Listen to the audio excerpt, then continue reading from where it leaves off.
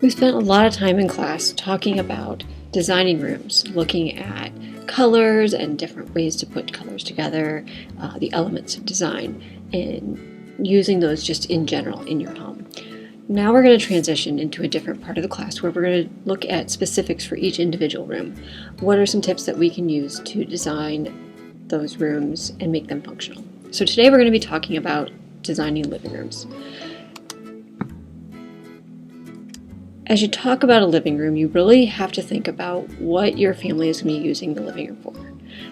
A lot of times your design is going to take on the activities of the family. What do you like to do in your living room? Do you like to watch movies? Do you like to play games? Do you like to sit down and talk to guests? Do you like to read? Whatever those things are, that's how you're going to have to set up the room so that you have the areas and it's functional for your family to be able to do those activities. A lot of times your living room could be formal, where it has that formal feel, that it's nice, a place where you could sit down with guests. Sometimes you have the informal living room in your house where the family hangs out and they can relax and have fun. Sometimes it's both, that same area that you use for the company and you use for your family. Some homes, they have one area that's a formal living room, that's a good living room, and then they have another living room that's more for the family. A lot of times you have a living room that is close to the entrance of the house. People come in the front door and they go right into your living room, so they don't have to go through a majority of the house to be able to sit down and visit. That way, if they're not going through the living areas of the house. Maybe you've been cooking all day, the kitchen's a mess, they don't have to see that. They're not going through the areas of the house like your bedrooms. So it makes it nice to have it towards the front of the home. A lot of times you're going to have different areas in the home for different activities. Maybe you have a conversation area. Maybe you have an activity area that you like to sit and watch TV. Maybe there's a video game area. Maybe there's a play area for the kids.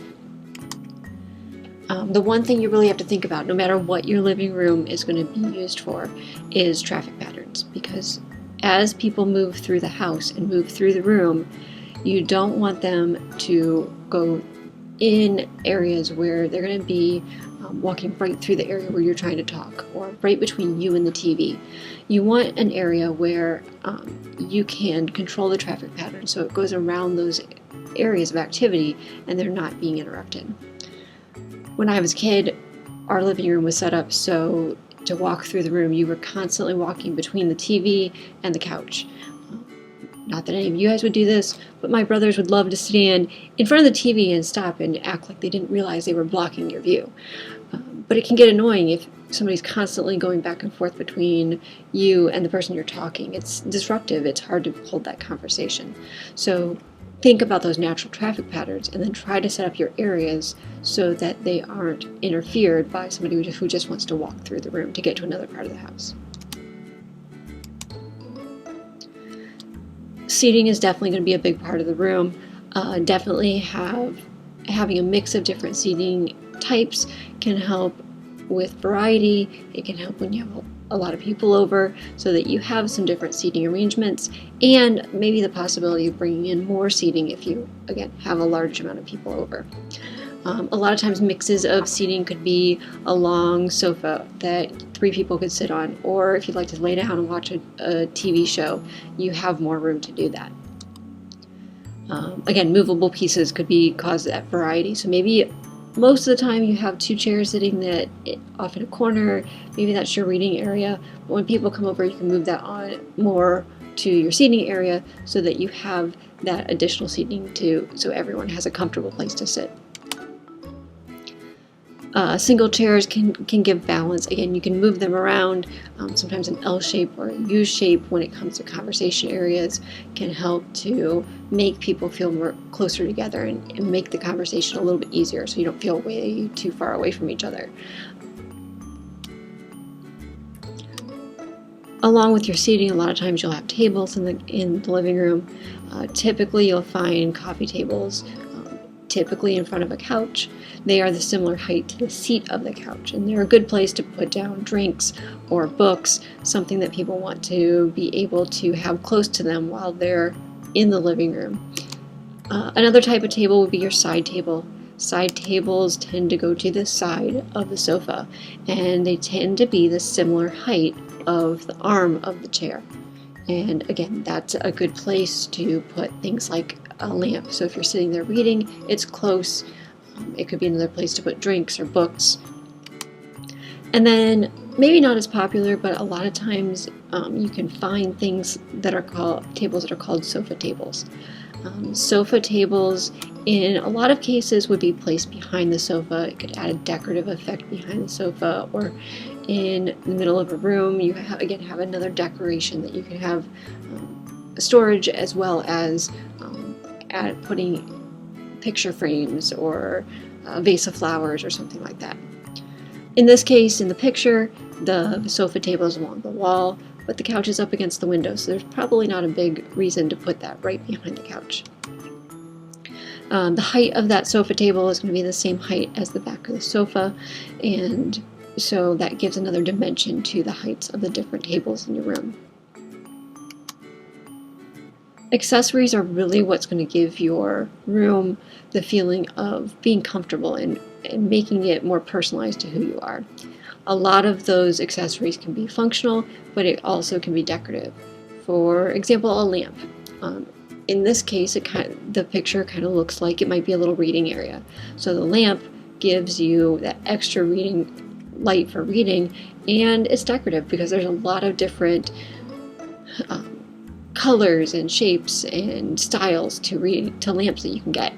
When we talked about the 60-30-10 ratio for color schemes, that lamp or lamp shade might give you that pop of color that you don't want to spread through the whole room, but can be a very bold statement in colors. That sometimes a really nice color, but you just want to cover all of the walls with that. It also gives you more control over lighting. So if you are in the evening and you want to just relax, maybe you just want a little bit of light, so you turn on the lamp, turn off the main light. Maybe you want more light because it's dark outside, so you turn on the lamp and turn on the main light. It gives a lot of control to be able to vary the lighting in the room to have some different variety. Another important accessory could be area rugs, especially if you are making different areas in your room. So maybe you have a conversation area and you have a reading area. Area rugs can help tie those areas together and define where the area is and what it's going to be used for. Really anchoring those seating arrangements. They all maybe are based around that area rug, so you can see where there's a very definite conversation area in the room, for example. Now, family rooms tend to be on the more informal side. They can be formal, but a lot of times the family rooms are the area where guests don't tend to use. It's more of the family that you can sit, you can relax, you can play games, you can watch movies, you can have kids' toys. It can be a mess, and if you have guests over, they may not be able to see that unless you don't have a lot of room in your house and the family room is that area for the family, but it's also there for guests. Sometimes they have a connection to the outdoor living area, so maybe it's towards the back of the house and it goes out to there's a door that you can go out the back door to a deck or a pool area, giving it more activity and more relaxation for the family. Now, the one thing you want to consider when you are picking out furnishings for your family room, it's probably going to be one of the most used areas of the house. So wood surfaces, you want the finish to be durable so that it doesn't look worn too soon with kids playing on it or setting drinks down. You want something that's going to last. Same thing for furniture, especially couches. You don't want something that's going to look worn or break down very easily. Something that is stain resistant, something that has a strong fabric to it, but again, is still going to be comfortable for your family. A lot of times they have that casual feel. Like I said, sometimes they have a formal feel to them. It just depends on what you want for your family and what you like.